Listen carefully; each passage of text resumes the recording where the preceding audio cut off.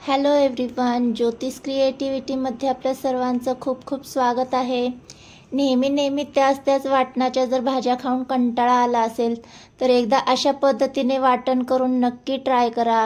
आज आपण झणझणीत आणि चमचमीत अशी हिरव्या वाटणातली रस्सा भाजी पाहणार आहोत। तर यासाठी इथे मी घेतलेले आहेत पावटा। तर इथे पावटा आपल्याला पाण्यामध्ये घालून घ्यायचा आहे आणि इथे सोबतच एक मी बटाटा घेतलेला आहे। तर बटाट्याची साल काढून आपल्याला त्याच्या फोडी करून घ्यायच्या आहेत। साधारण मोठ्या आकाराचेच मी इथे फोडी करून घेतलेले आहेत। तर सगळ्यात अगोदर आपल्याला भाजीसाठी वाटण तयार करून घ्यायचं आहे। तर मिक्सर जारमध्ये साधारण 7 ते 8 लसणाच्या पाकळ्या घालून घ्यायच्या आहेत आणि 1 चमचाभर जिरं घालून घ्यायचं आहे। तर वाटणामध्ये जिरं घातलं की वाटणाला फार छान टेस्ट येते, त्यामुळे इथे मी कच्चं जिरं घातलेलं आहे 1 चमचाभर आणि साधारण अर्धी वाटी सुकं खोबरं घालून घेतलेलं आहे। तर हे खोबरं मी किसून घेतलेलं आहे। तर आता आपल्याला यामध्ये कोथिंबीर घालून घ्यायची आहे। तर स्वच्छ धुवून निवडून घेतलेली ही कोथिंबीर यामध्ये मी घालून घेतली आणि आवडीनुसार यामध्ये मिरच्या घालून घ्यायच्या आहेत। तर आपण मिरच्यांमध्येच तिखटपणा करणार आहोत भाजीचा। तर इथे साधारण 7 ते 8 मी हिरव्या मिरच्या घालून घेतलेल्या आहेत। तुम्ही तुमच्या आवडीनुसार मिरच्या घालून घ्यायच्या आहेत आणि आपल्याला याची पेस्ट करून घ्यायची आहे। तर साधारण अशा पद्धतीची वाटण तयार झालं की यामध्ये आपल्याला घालून घ्यायचं आहे भाजलेले शेंगदाण्याचा कूट। तर साधारण 2 ते 3 चमचे इथे मी शेंगदाण्याचा कूट घालून घेणार आहे आणि पुन्हा थोडंसं पाणी घालून आपल्याला याची फाईन अशी पेस्ट करून घ्यायची आहे। तर इथे मी शेंगदाण्याचा कूट घालून नंतर पेस्ट करून घेतलेली आहे, कारण वाटण वाटताना सोपं जातं यासाठी। तर अशा पद्धतीने आपली इथे पेस्ट तयार झालेली आहे। आता आपण फोडणी करून घेऊयात। कढईमध्ये साधारण 2 ते 3 चमचे तेल घालून घ्यायचं आहे। तेल गरम झालं की त्यामध्ये 1 चमचाभर जिरे घालून घ्यायचे आहेत। जिरे छान तडतडले की त्यामध्ये इथे मी 1 टोमॅटो रफली चॉप करून घेतलेला आहे तो यामध्ये घालून घेणार आहे। तर इथे मी जिरे आणि टोमॅटोनेच फोडणी करून घेणार आहे। तुम्हाला जर आवडत असेल तर तुम्ही यामध्ये कांदा देखील ॲड करून घेऊ शकता।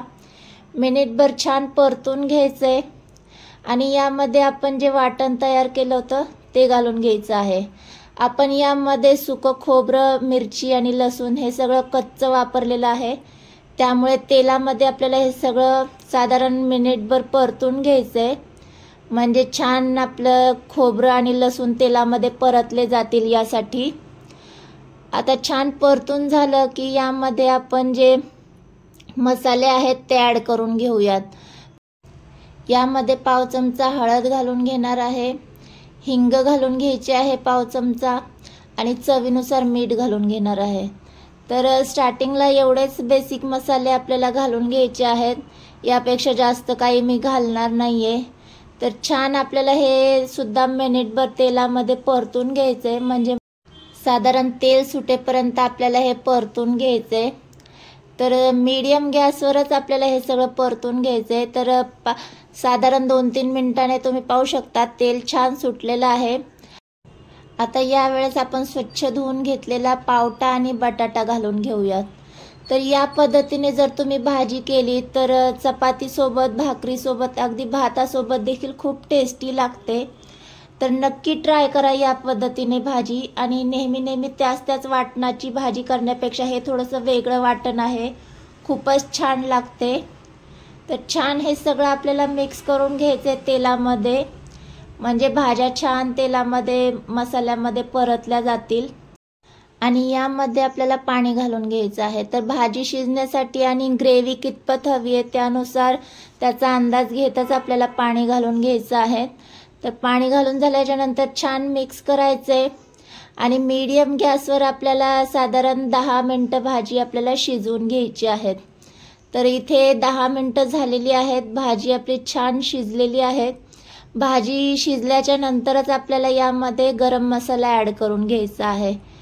गरम मसाला घालून झाल्याच्या नंतर छान मिक्स करायचे आणि आता गॅस बंद करून घ्यायचा आहे। तर इथे तुम्ही तुमच्या आवडीनुसार मसाले ॲड करून घेऊ शकता। मी शेवटी फक्त गरम मसाला टेस्ट म्हणून घातलेला आहे, हा ऑप्शनल आहे। तर इथे बटाटा देखील आपला छानपैकी शिजलेला आहे आता गॅस बंद करून आपण गरमागरम अशी भाजी सर्व करून घेऊया। तर आजची ही हिरव्या वाटणातली भाजी तुम्हाला कशी वाटली? व्हिडिओ आवडला असेल तर व्हिडिओला लाईक आणि चॅनलला सबस्क्राईब करायला विसरू नका। आणि अशा छान छान साध्या सोप्या रेसिपीसाठी ज्योतिष क्रिएटिव्हिटी चॅनल पाहत रहा। बाय।